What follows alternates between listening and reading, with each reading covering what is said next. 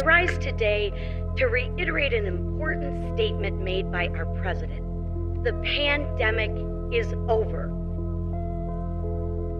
Dime algo, ¿cuántos años tienes? No me digas el número que dice tu identificación. Ese es un dato burocrático. Dime cuántos años sientes que tienes. Si la respuesta es tengo 20 pero me siento de 17 o tengo 28 pero sigo atrapado en los 25, entonces este video encaja contigo. Porque tú formas parte de algo que todos vivieron.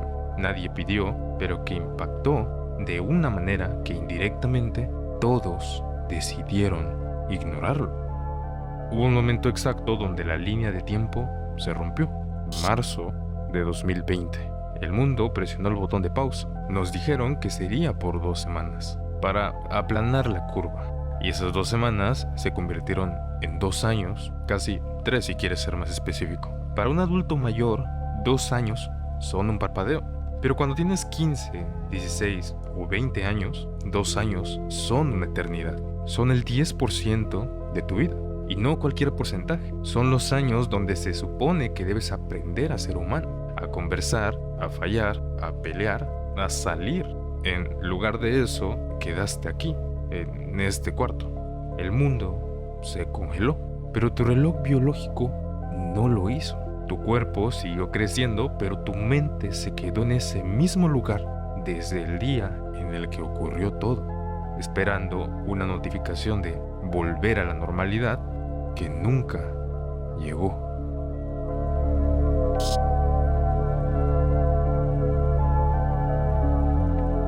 El otro día hablé con amigos sobre el bachillerato. Cada uno tenía una historia distinta, pero al caer la noche, mientras conversábamos sobre la pandemia, todos llegamos sorpresivamente a la misma conclusión. Todos experimentamos la incomodidad de habitar nuestra propia piel. El encierro no solo nos quitó tiempo, nos quitó el contexto para madurar. La personalidad no se forma de la nada, tampoco es que nazcas con ella de manera predeterminada como en un MMORPG.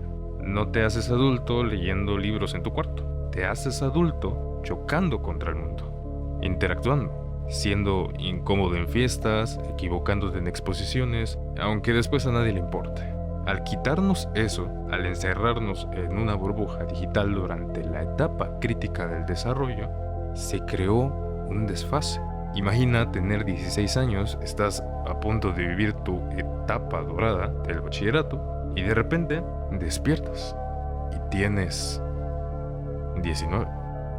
Estás en la universidad o buscando trabajo. Se espera que actúes como un adulto funcional. Se espera que sepas socializar, que sepas manejar la presión, pero por dentro sigues teniendo 16. Sigues esperando el permiso para salir al receso que, sin saberlo, nunca llegó.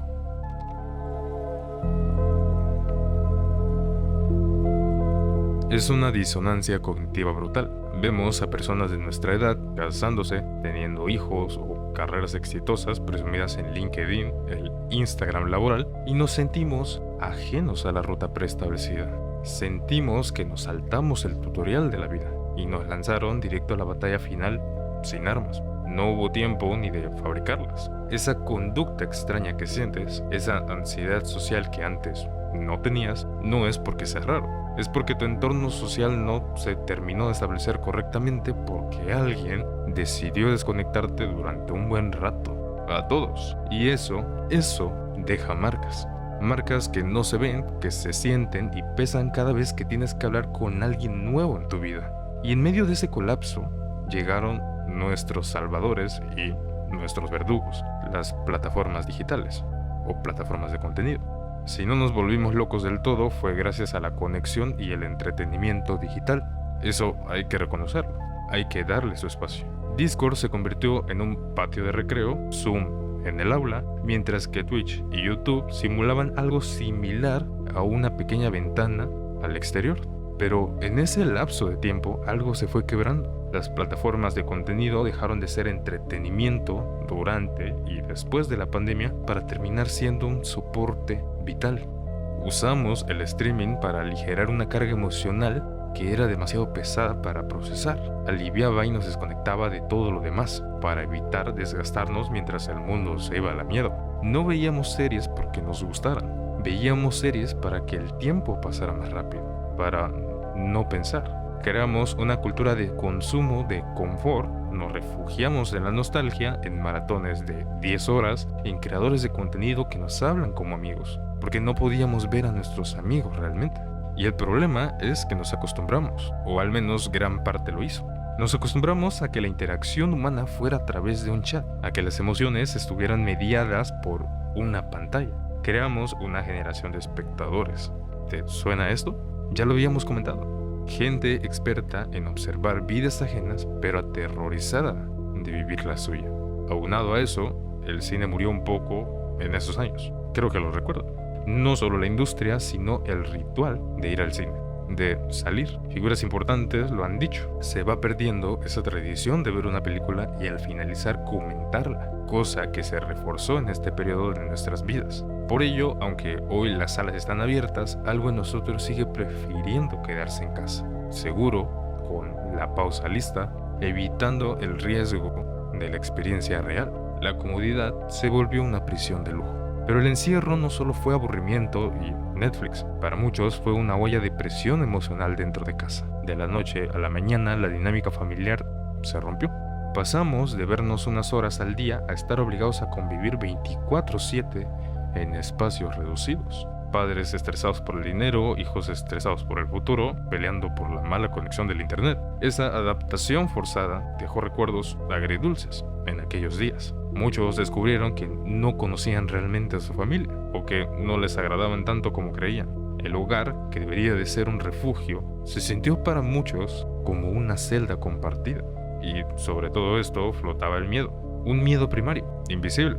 Si eres joven, la muerte es un concepto abstracto, algo que le pasa a la gente grande. Vivimos bajo la anestesia de una falsa inmortalidad que inventamos. Pero en esos años, la muerte se sentó a comer en nuestra mesa. Escuchábamos a nuestros padres hablar en susurros por teléfono. El tío se acaba de ir.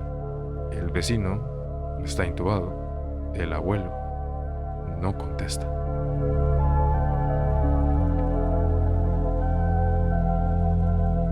Ese trauma de incertidumbre, de no saber si un abrazo podía matar a alguien que amabas, eso cambió nuestro comportamiento. Nos hizo estar más al pendiente de las cosas, nos hizo frágiles. Le enseñó a una generación entera que el mundo es un lugar hostil y peligroso, que la seguridad es una ilusión. Y ese miedo no desaparece solo porque nos quitamos el cubrebocas. Ese miedo se queda en el sistema nervioso, haciéndonos dudar antes de planear el futuro. Porque, ¿para qué planear si todo se puede acabar mañana? Dicen que ya pasó, que fue hace 6 años o los que sean, que hay que pasar página. Pero las secuelas no entienden de calendarios.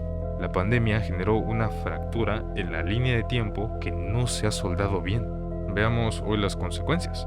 Personas de 20 años que no saben cómo tener una cita en persona, adolescentes con niveles de ansiedad que antes solo tenían las personas accidentadas, una epidemia de soledad y falta de expresividad. Nos volvimos menos receptivos, más fríos, más eficientes, pero menos humanos. Es como si hubiéramos olvidado el idioma de la emoción espontánea. Todo tiene que ser programado, agendado, seguro. Ya no hay espacio para la aventura porque la aventura implica riesgo. Y nuestro cerebro aprendió que el riesgo puede ser también un peligro mortal. Nos quedamos solamente dentro de lo conocido, en el streaming, en el nicho, en el algoritmo que nos da lo que queremos. La industria del cine no se recuperó del todo, no solo por dinero, sino porque perdimos el hábito de la experiencia colectiva. Preferimos la experiencia individual, controlada y segura. No es malo, solo es una opción más que nació de un problema. Sé que duele mirar atrás y ver el agujero que dejaron esos años. Duele pensar en la graduación que no tuviste, en el viaje que cancelaste, en la persona a la que nunca le dijiste lo que querías y que ya no está. Es un duelo y como todo duelo, hay que respetarlo.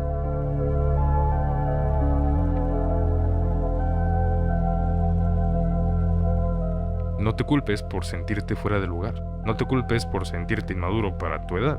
No es que seas un niño eterno, es que eres un paciente recuperándose de un evento histórico que rompió al mundo cuando menos estaba preparado. Tus cicatrices son invisibles, pero son reales. No todo tiene que ser malo. Está la buena noticia. El tiempo no se recupera, pero la vida sí se reinicia. Las secuelas se tratan, la ansiedad se gestiona, la habilidad social se reaprende, como una canción que dejaste de escuchar un tiempo y con reproducirla un fin de semana vuelves a cantarla como si tú la hubieras creado. El hecho de que estés viendo esto, de que estés analizando tu propio dolor, significa que ya estás despertando de la anestesia. No intentes ignorar lo que pasó para seguir adelante. Lleva esa experiencia contigo, úsala. Eres parte de la generación que vio el mundo detenerse y tuvo que aprender a vivir en el silencio. No es sencillo. Eso te da una perspectiva única, una profundidad que otros quizás no tengan.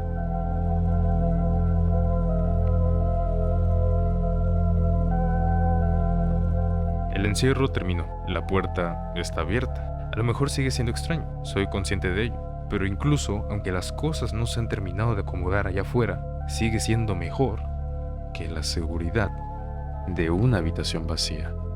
Sal.